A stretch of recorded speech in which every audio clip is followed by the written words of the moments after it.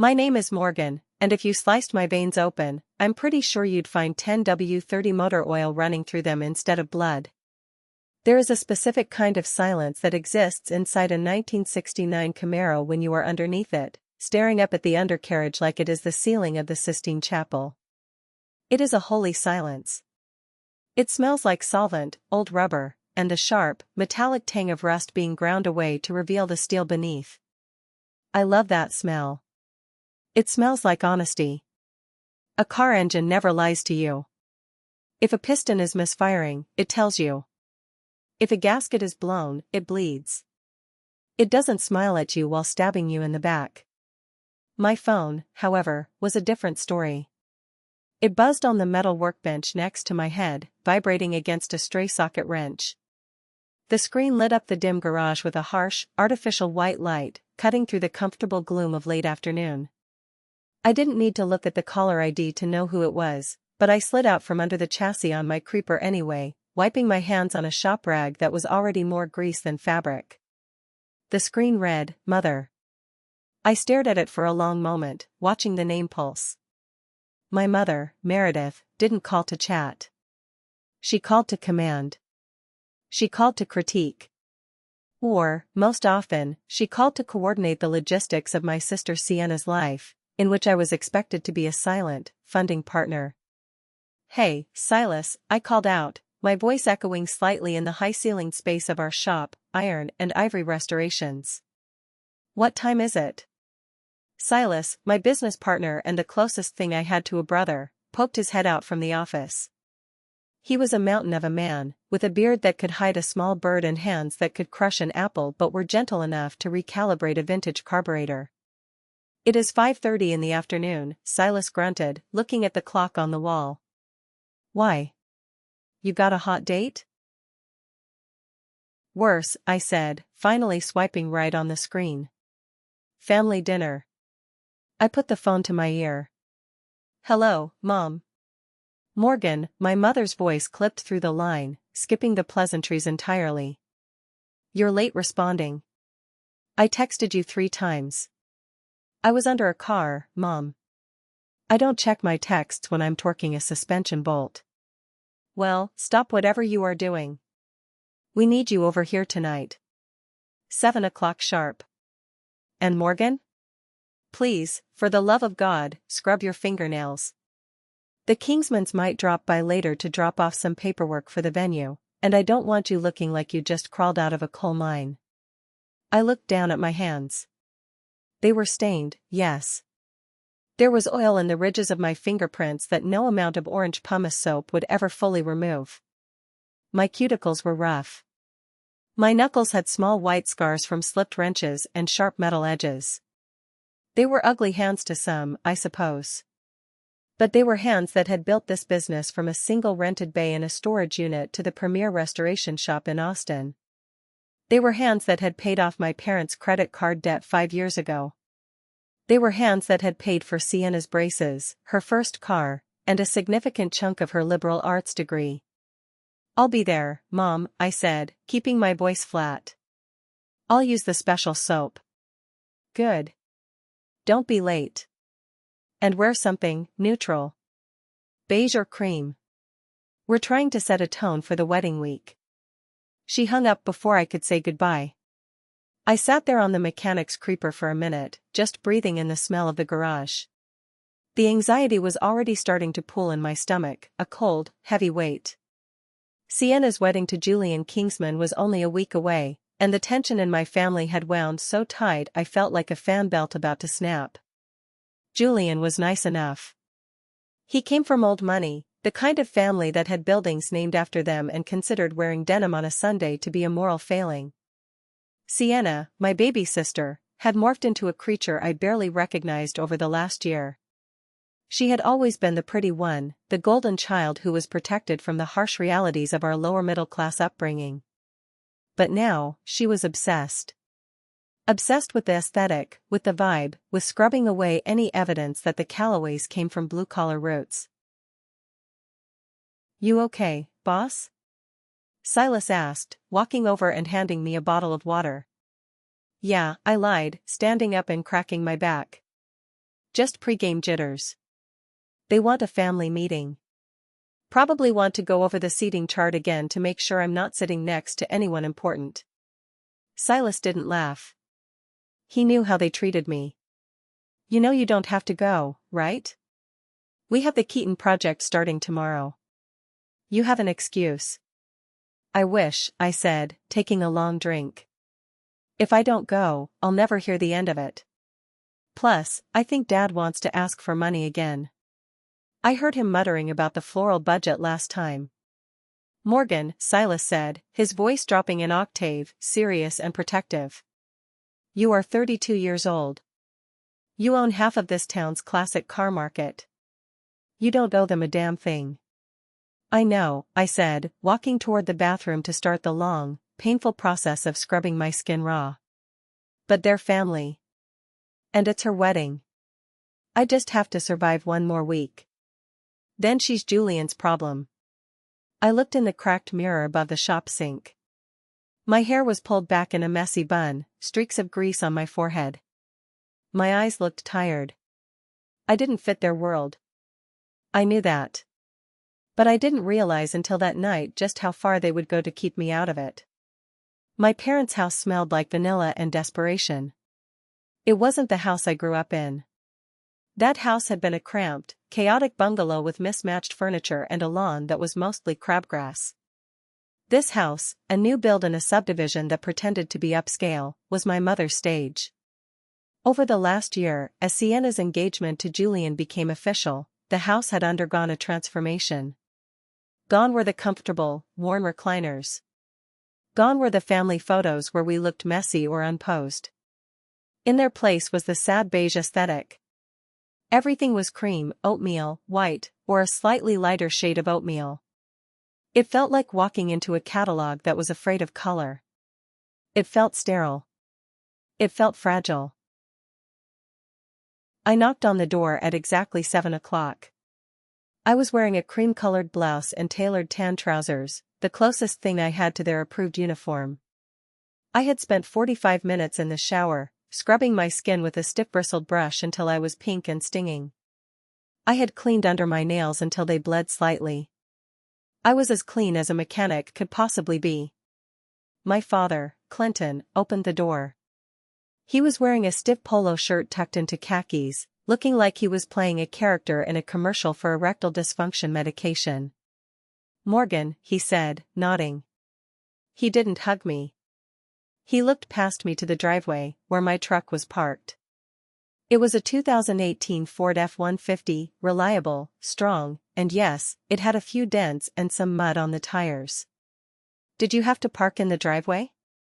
The Kingsmans might drive by. It looks industrial. Good to see you too, Dad, I said, stepping past him. And yes, I drove my vehicle. It's how I get places. Inside, the air conditioning was cranked up so high it felt like a meat locker. My mother was in the kitchen, arranging artisanal crackers on a wooden board with the precision of a brain surgeon. Sienna was sitting at the kitchen island, sipping something green and sludge-like from a glass mason jar. Hi, I said, placing my purse on the counter. Don't put that there. Mom snapped, swooping in. That leather might have oil residue. Put it on the hook by the door. And did you wash your hands? Yes, Mom. I washed them. I practically sandblasted them. Sienna turned on her stool. She looked beautiful, I had to give her that. Blonde highlights perfect, skin glowing from whatever 12-step routine she was forcing herself through, wearing a white silk slip dress that cost more than my first set of tools. But her eyes were cold. Calculating. Hey, Morgan, she said, her voice airy and detached. Thanks for coming. We have a situation. A situation? I asked, hanging my purse up and walking back. I kept my hands clasped behind my back so they wouldn't offend anyone. Did the florist cancel? Did the cake collapse? No, Sienna said, looking at Dad, then at Mom. They exchanged a look. A look that said they had rehearsed this. A look that made the hair on the back of my neck stand up. It's about the guest list. And the visual consistency of the event. We moved to the dining room table. Dinner was a dry chicken breast with steamed asparagus. No sauce. No flavor. Just healthy and clean. I cut into my chicken, feeling the tension radiating off the three of them like heat waves off hot asphalt. So, I said, chewing the dry meat. What about the visual consistency? My father cleared his throat. He took a sip of water. You know, Morgan, the Kingsmans are very particular. They are old money. They have expectations. Julian's mother, Mrs. Kingsman, she noticed you at the engagement party last month. I assumed she did, I said. I shook her hand.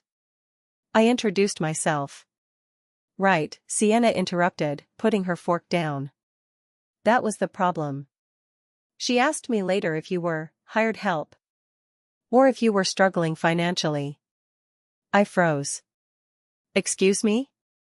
It's the hands, Morgan, Mom whispered, leaning in as if sharing a shameful secret.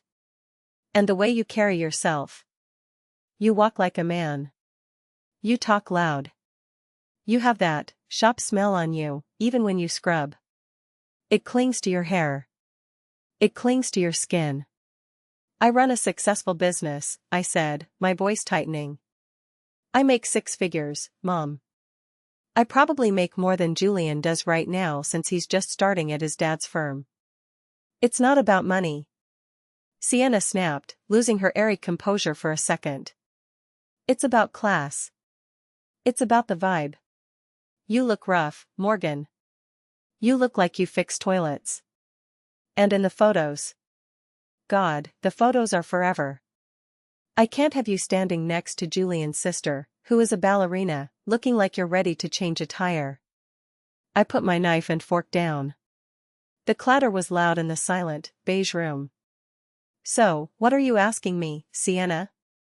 You want me to wear gloves? You want me to stand in the back? Sienna took a deep breath. She reached out and touched my arm with her manicured hand.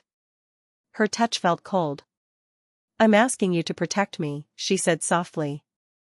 I'm asking you to let me have this perfect day without having to explain you to everyone. Without having to feel embarrassed. Embarrassed, I repeated. The word tasted like bile.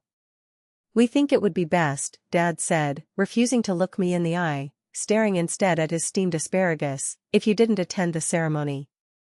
The silence that followed my father's statement was so absolute that I could hear the hum of the refrigerator in the other room. You want me not to come, I said slowly, trying to process the sentence. It didn't make sense. I was her sister. I was the one who drove her to school when she missed the bus. I was the one who beat up the bully who stole her lunch money in 4th grade. To the wedding? Just the ceremony and the main reception, Sienna said quickly, as if bargaining. Maybe you could come to the after party? It's going to be darker there, louder. More casual. But the vineyard ceremony, the daylight photos, you just don't fit the vibe, Morgan. I'm sorry, but it's true. You're too distinctive. In the wrong way. I looked at my mother. And you agree with this? Mom sighed, a long, suffering sound. Oh, Morgan, don't make this about you. You know how stressful this is for Sienna. She's marrying into the Kingsman family. Do you know what that means for us? For all of us? It elevates the whole family. We have to present a united, polished front. You are a rough diamond, honey. But this event is for pearls. I paid for the pearls, I said, my voice shaking slightly. I wrote the check for the deposit on that venue, Dad. $5,000. Did my money fit the vibe then? Clinton flinched. His face went blotchy. That was a loan, Morgan. We will pay you back eventually. Don't throw money in our faces. It's vulgar. Vulgar, I laughed. A short, harsh bark of a laugh. My money is vulgar, but my absence is classy. Is that it? We have a plan, Sienna said, ignoring my anger. She pulled a piece of paper out of her pocket. It was a script. A literal script. We don't want people to think we aren't close. So, we've come up with a story. A cover. She slid the paper across the table to me. I looked down at it. The excuse, Morgan is currently away on urgent business in California. She secured a massive contract with a tech billionaire to restore a private collection. It was a last-minute opportunity she couldn't refuse. She sends her love and regrets. California? I read aloud. You want to lie to everyone? It sounds impressive, Mom said, nodding encouragingly. It makes you sound successful, but distant. Tech billionaire sounds very elite. Mrs. Kingsman will understand that. She respects ambition, as long as it's elsewhere. It saves face, Dad added. For everyone. You don't have to feel uncomfortable in a dress and heels, which we know you hate. You don't have to endure the stares. And Sienna gets her perfect aesthetic. It's a win-win. I looked at the three of them. My family. Sitting there in their beige clothes, eating their flavorless chicken, plotting how to edit me out of their lives like a smudge on a camera lens. I felt something break inside me. It wasn't my heart, that had been bruised by them 1,000 times before. It was my hope. The hope that one day, if I worked hard enough, if I was successful enough, if I was good enough, they would actually be proud of me. I realized in that moment that I could restore every vintage car in Texas, I could become a millionaire, I could cure cancer with a socket wrench, and it wouldn't matter. To them, I would always be the girl with the dirty hands. The stain on their white tablecloth. I stood up slowly. I didn't scream. I didn't flip the table. I was too tired for that. You don't have to lie, I said quietly. We have to, Sienna insisted. If we just say you didn't come, people will gossip. They'll think there's drama. This way, it's a professional conflict. It's clean. Clean, I repeated. Right. Because that's what matters. I grabbed my purse from the hook. Where are you going? Mom asked, half rising from her chair. We haven't finished discussing the details. We need you to stay off social media for the day. Maybe post a generic photo of a beach or something to sell the California story. I turned at the door and looked at them one last time. They looked like strangers. I'm going home, I said. I have a lot of work to do. Greasy work. I wouldn't want to contaminate your air any longer. Morgan, don't be dramatic, Sienna called out. This is for the best. You'll thank me later. I walked out the door and slammed it shut. The sound echoed like a gunshot in the quiet subdivision. I got into my truck, turned the key, and listened to the engine roar to life. It was a loud, aggressive sound. A real sound. I drove away without looking back. I didn't cry until I was 5 miles down the highway, and even then, it was only a few hot, angry tears that I wiped away with the back of my hand. They wanted me gone? Fine. I would disappear. I would focus on my work. I would be the ghost they wanted me to be. But I had no idea that California business trip was just the first draft of their lie. I had no idea that by Saturday, they would rewrite the script into something far, far darker. The next morning, Tuesday, I arrived at Iron and Ivory before the sun came up. The shop was cold and shadowed, the concrete floor seeping a chill through the soles of my boots. I liked it this way. I didn't turn on the main overhead fluorescents immediately. Instead, I walked through the rows of cars like a general inspecting troops. There was Mrs. Abernathy's 1955 Thunderbird in robin's egg blue.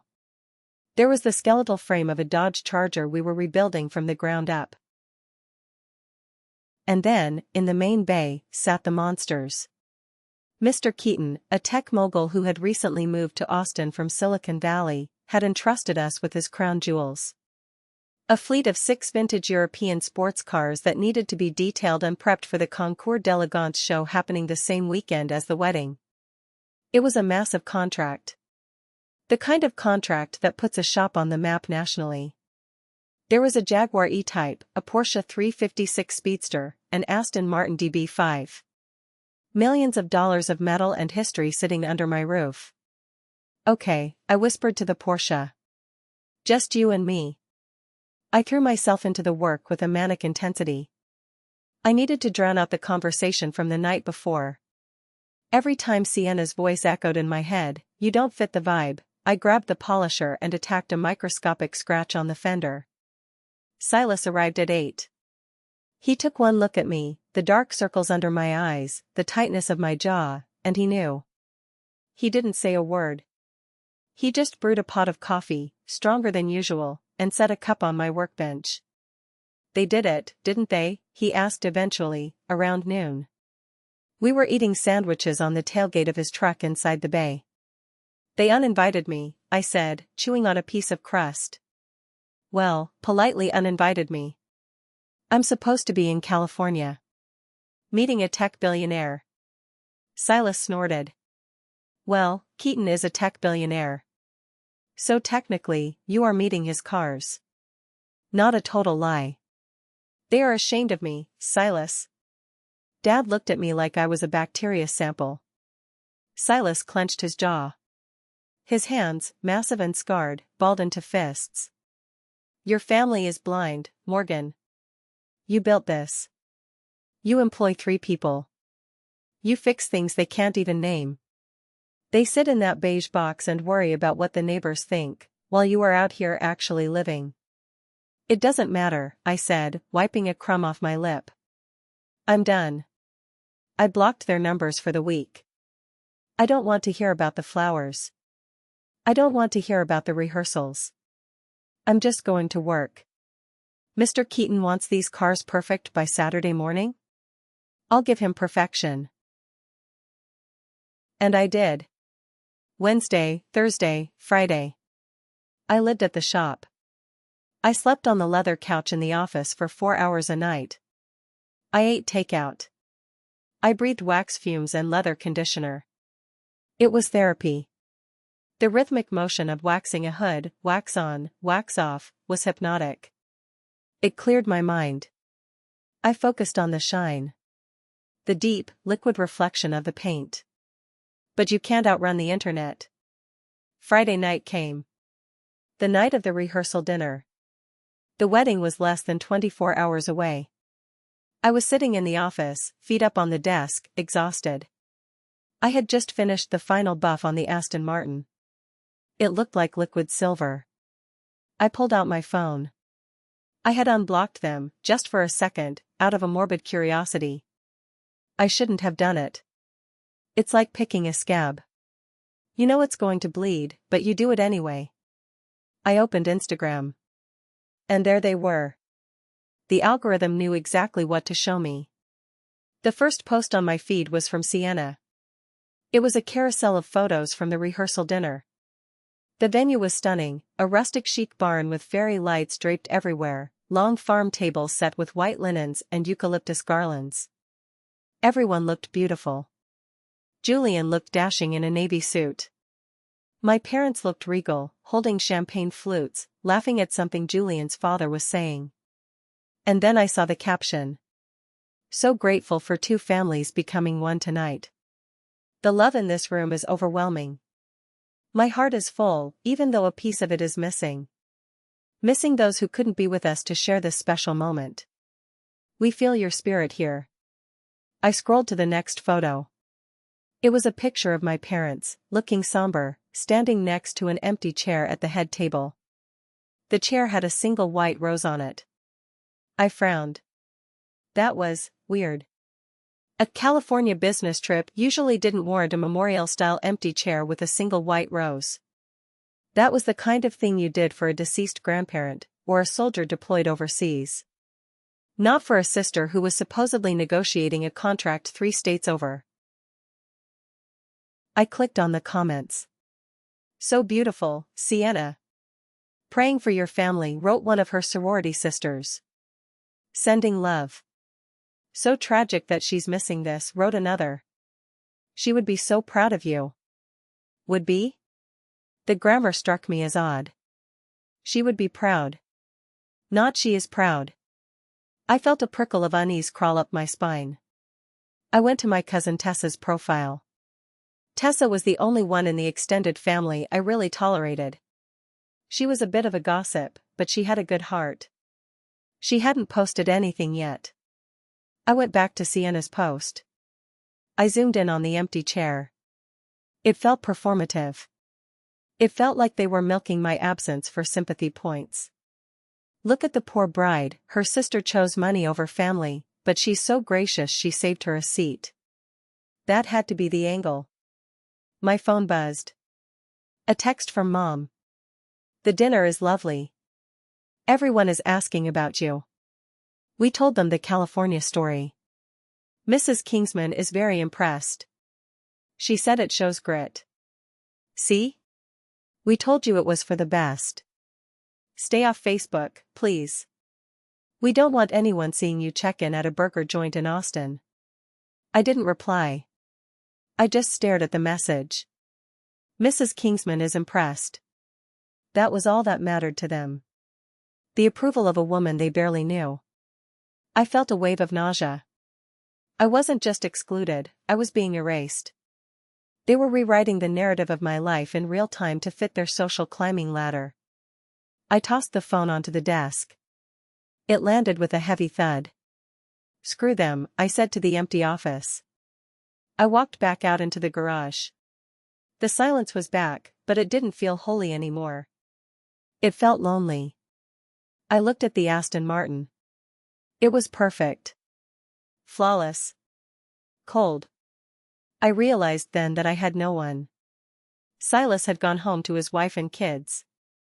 My family was at a party celebrating their new union with the elite. And I was here, with a bunch of cars that would never love me back. I turned off the lights in the main bay, plunging the room into darkness. I walked back to the office, locked the door, and curled up on the leather couch. I pulled a scratchy wool blanket over me. I decided right then.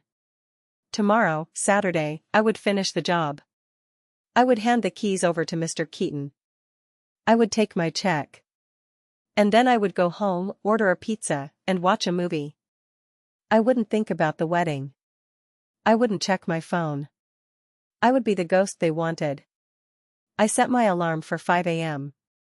I put my phone on Do Not Disturb. I closed my eyes, but sleep didn't come for a long time. I kept seeing that empty chair with the white rose. It looked less like a seat for a busy businesswoman, and more like a seat for a ghost. I didn't know it then, but I was right. Saturday morning broke with a heat that promised to bake the Texas Hill Country into a crisp. Even at 5 a.m., the air was thick and humid when I rolled up the bay doors. Today was the day. The wedding. The big event. I pushed the thought out of my head. Focus, I told myself. Keaton picks up the cars at noon. You have 7 hours to do a final inspection on 6 cars. I turned my phone off completely, or I thought I did. I actually just shoved it deep into my locker in the back room, still on Do Not Disturb mode. I didn't want to see the getting ready photos. I didn't want to see the bridesmaids' robes pictures.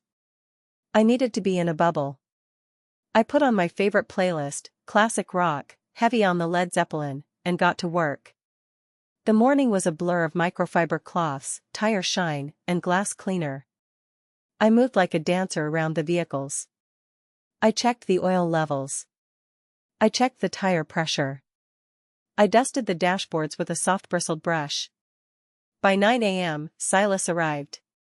He brought donuts and coffee. Morning, sunshine, he said, eyeing me cautiously. You survived the night?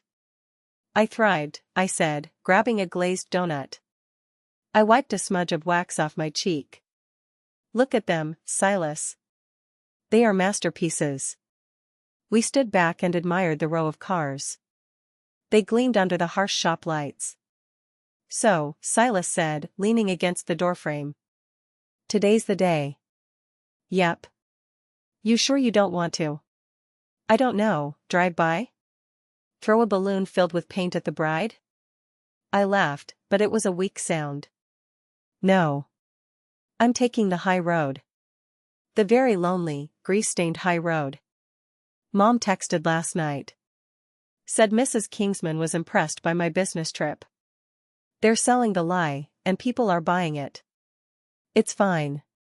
It's not fine, Silas grumbled. It's manipulative garbage. But, I respect your restraint. If it were my brother, I'd be in jail for assault right now. We went back to work. The rhythm of the shop took over.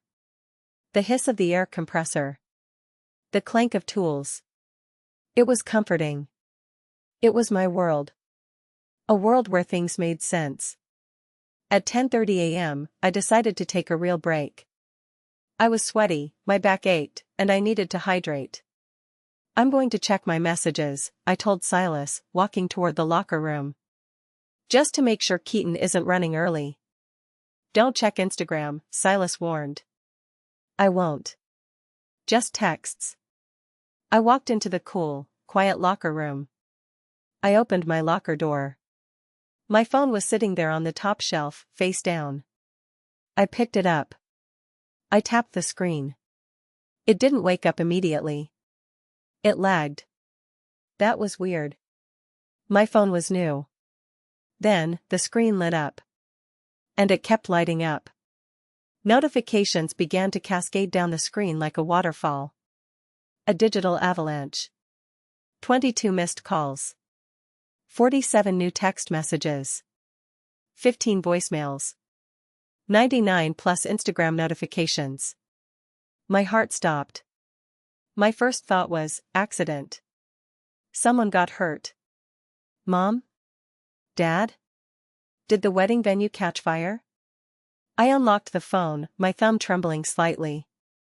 The first text I saw was from a number I didn't save, probably a distant aunt. Oh honey, I am so sorry. You poor thing. Rest in peace. I blinked. Rest in peace? I scrolled down. Cousin Sarah, Morgan, I can't believe it. I know you struggled, but I thought you were clean. This is devastating. Uncle Bob, such a waste of a young life. Drugs are a demon. Praying for your parents. Tessa, 5 missed calls. Pick up the phone, Morgan. OMG, pick up. Tessa, they are lying. They are telling everyone you died. Tessa, they said you overdosed last night. The phone slipped from my numb fingers and clattered onto the concrete floor. The screen cracked, a spiderweb fracture running right through the time, 10:35 a.m. I stood there, staring at the device as it buzzed again, dancing across the floor. They hadn't told people I was in California. They hadn't told people I was busy. They had told everyone, the Kingsmans, our extended family, their friends, that I was dead. That I had relapsed on drugs and died of an overdose. They had killed me. To save face. Thank you for listening so far. If you are shocked by this family's betrayal, please hit that like button. Make sure you are subscribed so you don't miss the rest of this story. And tell me in the comments, what city are you watching from? I want to know where my real family is. I stared at the cracked screen of my phone, my breath coming in short, shallow gasps. The air in the locker room suddenly felt thin, like all the oxygen had been sucked out by the magnitude of the lie staring back at me. Overdose. The word bounced around my skull. It wasn't just a lie, it was a weapon. It was a calculated, precision-guided missile aimed at the one thing I had fought hardest to build, my integrity. My thumb, shaking uncontrollably now, scrolled through the barrage of messages. Aunt Linda, we always knew she had demons. I hope she is at peace now. Cousin Mark, Mom told me. Heroin again? Jesus, Morgan. Why didn't you call me? Heroin again. The phrase made me want to vomit. I hadn't touched an illicit substance in 15 years. Not since I was 17 years old, a scared, angry kid acting out against a father who ignored me and a mother who criticized my every breath. I had gone to rehab. I had clawed my way back. I had built a life, a business, a reputation on the bedrock of my sobriety. And in one morning, to save their aesthetic, my parents and sister had taken a sledgehammer to 15 years of hard work. They hadn't just erased my presence, they had assassinated my character. I picked up the phone. I needed to hear it. I needed to know exactly how they had framed my murder. I called Tessa. She answered on the first ring. The background noise was loud, string music, the murmur of a crowd. "Morgan?" Tessa whispered, her voice sounding like she was hiding in a closet. "Oh my God. You're alive." I knew it. I knew they were lying. "What did they say, Tessa?" I asked. My voice sounded calm. Too calm. It was the calm of a tornado before it touches down. "It's sick, Morgan," Tessa sobbed. "Uncle Clinton gave a speech at the pre-reception cocktail hour. He was crying. Real tears. He said they got the call this morning. That you were found in a motel room in downtown Austin. That you had relapsed. He said the stress of the business was too much for you." "A motel room," I repeated. "They gave it a setting." "Nice touch." "Sienna is playing the grieving survivor," Tessa continued, her voice rising in anger. "She's wearing waterproof mascara, apparently. Everyone is fawning over her. Oh, you poor brave thing, getting married on the day your sister died. It's the sickest thing I've ever seen. Mrs. Kingsman is practically carrying her around." "They wanted sympathy," I said, the realization crystallizing in my mind. "A sister in California is just impressive. A dead, addict sister? That's tragic. That makes Sienna a saint for standing at the altar." "You have to come here," Tessa said. "You have to stop this." "Oh, I'm coming," I said. "I'm coming right now." I hung up. The anger hit me then. It wasn't a hot, fiery anger. It was cold. It was ice. It was the feeling of steel against skin. I walked out of the locker room and back into the main bay. Silas was wiping down the fender of the Jaguar. He looked up, smiling, about to make a joke about the donuts. The smile fell off his face when he saw me. "Morgan," he said, dropping his rag. "What happened? Who died?" "I did," I said. "Apparently." I walked over to my workbench. I picked up a heavy, chrome-plated torque wrench. It felt solid in my hand. "Good. Real. What are you talking about?" Silas asked, stepping closer, his hands raised like he was approaching a wild animal. "Read the texts, Silas," I said, tossing my phone onto the passenger seat of the Jaguar. "My parents told the Kingsmans, and everyone else, that I didn't go to California. They told them I relapsed. They told them I overdosed in a motel room last night. They are holding a memorial for me right now." Silas froze. He looked at the phone, then at me. His face went a shade of purple I had never seen before. "They said you relapsed," he whispered. He knew my history. He knew that I woke up every single day and made the choice to be sober. He knew how proud I was of that coin in my pocket. "They weaponized my recovery," I said, my voice trembling. "They took the hardest thing I ever did and turned it into a prop for their wedding photos." I turned and hurled the torque wrench across the shop.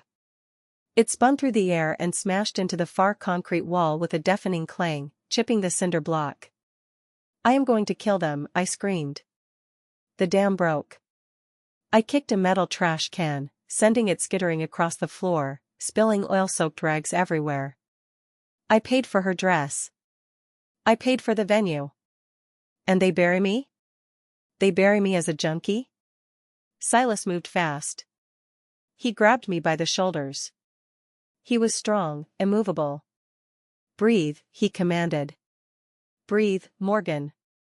I was hyperventilating. The rage was blinding me. "I have to go there. I have to scream it in their faces." "We are going," Silas said, his voice deadly serious. But not like this. Not in a panic. He let go of me and walked over to the wall where the keys hung. He grabbed the keys to his truck, his massive, lifted, diesel-chugging Ford F-350. It was a beast of a truck. Loud. Obnoxious. Perfect. Go change, he said. I looked down at myself. I was covered in sweat, tire shine, and dust. My coveralls were stained with grease. No, I said. Silas paused. Morgan, you look like you've been fighting a transmission. Exactly, I said, walking toward the mirror. I pulled the hair tie out of my hair, letting the messy, slightly oily strands fall around my face. I wiped the worst of the grime off my cheeks with a shop towel, but I left the smudge on my jaw. I looked at my hands. The oil was deep in the pores. Sienna said I didn't fit the vibe, I said, staring at my reflection. She said I looked like hired help. She said I was dirty. Well, if they want to tell people I'm a mess, I'm going to show them exactly what kind of mess I am. I'm not changing. I'm going in my boots. I'm going in my work shirt. I'm going as the person who paid for their champagne. Silas looked at me, a slow grin spreading across his bearded face. You're going to scare the hell out of him. Good, I said. Let's roll. We locked up the shop. I left the millions of dollars of vintage cars sitting there in the dark. They could wait. I had a different kind of restoration to do. I had to restore the truth. The drive to the Golden Vines estate usually took 45 minutes.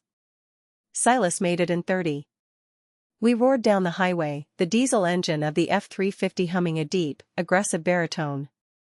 The Texas landscape flashed by, scrub oak, limestone cliffs, expensive ranch gates. I sat in the passenger seat, staring out the window, my phone buzzing incessantly in my lap. I didn't answer anyone else. I just watched the world blur. Flashbacks hit me like strobe lights. I'm 22, working double shifts at Jiffy Lube, handing my mom an envelope with $500 cash so they wouldn't lose the house. She didn't say thank you. She just counted it. I'm 25, opening my first shop. Dad comes to visit. He looks around at the grease and the metal and asks, so, when are you going to get a real job? Like in an office? Last week. Sienna crying about the cost of the imported peonies. Me writing a check for $2,000 to shut her up. Her hugging me, saying, "You're the best big sister ever." Lies, I whispered. It was all lies. What's the plan? Silas shouted over the noise of the engine as we turned onto the winding country road that led to the vineyard. We kick down the doors? Flip a table? No, I said. We walk in. I want them to see me. I want them to look me in the eye and realize that the ghost has walked back into the room. I want Julian to see who he is marrying. Julian seems decent, Silas noted. For a rich kid. He is, I said. That's the worst part. He thinks he's marrying a victim. A brave survivor of a family tragedy. He has no idea he's marrying a sociopath. My phone rang again. It was Tessa. I put it on speaker. Where are you? Tessa hissed. Turning onto the main drive, I said. What's happening? The ceremony is starting late because everyone was crying about you, Tessa said. They are seating people now. The officiant has a whole section in his speech about loss and memory. Morgan, there is a photo of you at the altar. A black and white photo. With a black ribbon on it. I felt a cold laugh bubble up in my throat. A photo? Where did they even get a photo? I hate photos. It looks like your high school yearbook photo, Tessa said. It's really blurry. Perfect, I said. They couldn't even find a good picture of me to mourn. Just hurry, Tessa said. But be careful. They have security. 2 guys in blazers at the front gate. Silas, I said, looking over at him. Security. Silas gripped the steering wheel tighter. This truck weighs 4 tons, Morgan. Unless they have a tank, we are getting in. We rounded the final bend. The Golden Vines estate spread out before us. It was breathtakingly beautiful. Rows of vines stretching into the distance, a massive stone chateau, white tents fluttering in the breeze. And there, at the iron gates, stood 2 men in black suits holding clipboards. Silas didn't slow down. He just honked the air horn, a sound that could wake the dead, and kept rolling. The security guards jumped back, dropping their clipboards, eyes wide as the massive black truck barreled past them, kicking up a cloud of dust that settled over the pristine white petunias at the entrance. "We're here," Silas said, parking the truck diagonally across 3 reserved for VIP spots. I opened the door. The heat hit me. The smell of expensive perfume and roses hit me. I stepped out, my work boots crunching loudly on the white gravel. I took a deep breath. It was time to crash the funeral. The contrast was almost comical. On one side of the parking lot, there was a sea of polished luxury, Bentleys, Mercedes S-Class sedans, a few vintage Rolls-Royces. They gleamed in the sun, silent and expensive. And then there was us. Silas's truck was covered in a layer of shop dust. It smelled like diesel exhaust. It was a working vehicle, a tool, sitting in a jewelry box. I slammed the door shut. The sound echoed across the manicured lawn. A valet in a white uniform jogged over, looking horrified. "Excuse me. Ma'am. You can't park here. This is the bridal party lot." I turned to look at him. I didn't smile. I just stared at him with the intensity of someone who had nothing left to lose. I pointed to the logo on my dirty t-shirt, Iron and Ivory Restorations. "I'm family," I said. My voice was gravel. "And if you try to tow this truck, my friend Silas over there will disassemble your valet stand with his bare hands." Silas stepped out of the driver's side. He was 6'4", wearing a black mechanic's shirt that strained against his biceps, his beard looking particularly fierce. He crossed his arms. The valet stopped in his tracks. "Right. Okay. Family. Carry on." We walked toward the ceremony site. It was located in a courtyard behind the main chateau. I could hear the music, a string quartet playing Pachelbel's canon. It was so cliché it hurt. We bypassed the main entrance where the guest book was. I didn't need to sign in. I was the guest of honor, apparently. The deceased. We came around the side of the building, through a rose garden. I could see the rows of white chairs. About 200 people. The women were in pastels and florals. The men in linen suits. It was a picture of wealth and taste. At the front, under a massive arch of white roses and driftwood, stood Julian. He looked pale. He was wiping his eyes. Next to him stood Sienna. She looked stunning, I couldn't deny that. Her dress was a mermaid cut, lace, backless. She was holding a handkerchief, dabbing delicately at her eyes. And there, on a small easel right next to the altar, was the photo. My high school yearbook photo, blown up to a grainy 8x10, draped in black ribbon. I felt a surge of adrenaline so strong my hands shook. The officiant, a man with a soothing, practiced voice, was speaking into a microphone. "We gather here today in joy, but also in sorrow," he intoned. "For while 2 hearts are joining, another has left us too soon. Morgan, Sienna's beloved sister, cannot be here in body. Her battle is over. But we know she is watching from above, free from the pain that plagued her earthly life." "Her battle," I muttered to Silas. They make me sound like a war hero who lost to a poppy field. "Ready?" Silas asked. "Born ready," I said. I stepped out from behind the rose bushes. I walked onto the white runner that led down the center aisle. The first person to notice me was Mrs. Kingsman. She was sitting in the front row, wearing a silver hat that looked like a satellite dish. She turned her head slightly, perhaps hearing the crunch of my boots on the stone pavers. Her eyes went wide. Her hand flew to her mouth. And then, she screamed. It wasn't a movie scream. It was a guttural, terrified shriek. Ghost. Oh my God. The string quartet faltered. The cello let out a dying groan. Heads turned. One by one, then in waves. 200 people turned to look at the back of the aisle. And there I stood. I wasn't floating. I wasn't transparent. I was solid, sweaty, and angry. I stood with my feet apart, my hands hanging loose at my sides. I locked eyes with Sienna. Sienna's face went through a rapid transformation. Confusion. Recognition. And then, pure, unadulterated terror. The blood drained from her face so fast she looked like the corpse I was supposed to be. She stumbled back, clutching Julian's arm. Morgan? Julian whispered. The microphone picked it up.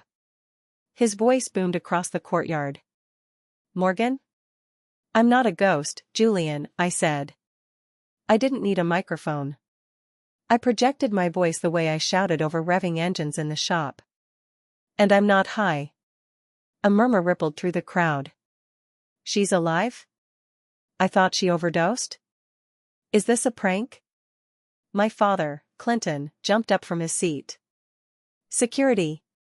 Get her out of here. She's hallucinating. She's on drugs. He ran toward me, his face red with panic. He tried to grab my arm to pull me away. Don't touch me, I snarled, ripping my arm away. You touch me again, Dad, and I will press charges for assault. I'm done paying your bills and I'm done taking your abuse. My mother was sobbing now. Loud, theatrical sobs. Oh, my poor baby. She doesn't know what she's doing. It's the drugs. Call an ambulance. I laughed. It was a harsh sound. Stop it, Mom. Just stop. The performance is over. I kept walking. I walked right past my parents. I walked past the rows of stunned guests. I walked right up to the altar, stopping 3 feet from the happy couple. I looked at the photo of myself on the easel. I reached out and knocked it over. It clattered to the ground, the glass frame shattering. Oops, I said. I turned to Julian. He looked like he had been hit by a train. He looked from me, to Sienna, to my parents. You told me she was dead, Julian said, his voice cracking. He pulled his arm away from Sienna. You told me she died in a motel room on 6th Street. You cried all night. I. Sienna stammered. Her perfect aesthetic was crumbling. Julian, please. Look at her. She's unstable. She's ruining our day. I'm ruining your day? I asked. You killed me, Sienna. You literally killed me off because my job wasn't fancy enough for your wedding photos. That's not true. Sienna shrieked. You're an addict. You've always been a mess. I held up my hands. I shoved them right in her face. The grease was still there in the lines of my palms. Look at these hands, Sienna, I said, my voice dropping to a dangerous calm. These are the hands of a mechanic. Yes, they are dirty. Do you know why? Because I work. I built a business from nothing. I have been sober for 15 years. I turned to the crowd. I scanned the faces of the elite, the wealthy, the Kingsman family friends. My sister, I announced, didn't want you to know that I fix cars for a living. She told me I didn't fit the vibe. She asked me not to come. And when that wasn't enough, my parents decided it was cleaner to tell you I overdosed than to admit their daughter is blue collar. Gasps. Real, shocked gasps. I paid for this dress, I said, pointing at Sienna's lace gown. $5,000. I paid the deposit for this venue. $7,000. I paid for the flowers you are holding. Sienna looked down at her bouquet like it was on fire. You took my money, I said, tears finally stinging my eyes. But you were too ashamed of the hands that earned it. I turned to Julian. Julian, you seem like a good man. I don't know you well, because I was never allowed to be around you. But I know this, if she will lie about her own sister's death to impress your mother, imagine what she will lie to you about in 10 years. Julian looked at Sienna. The look of adoration he had just minutes ago was gone. It was replaced by something cold. Disgust. Mrs. Kingsman stood up. She walked over to the altar. She was a formidable woman. She looked me up and down.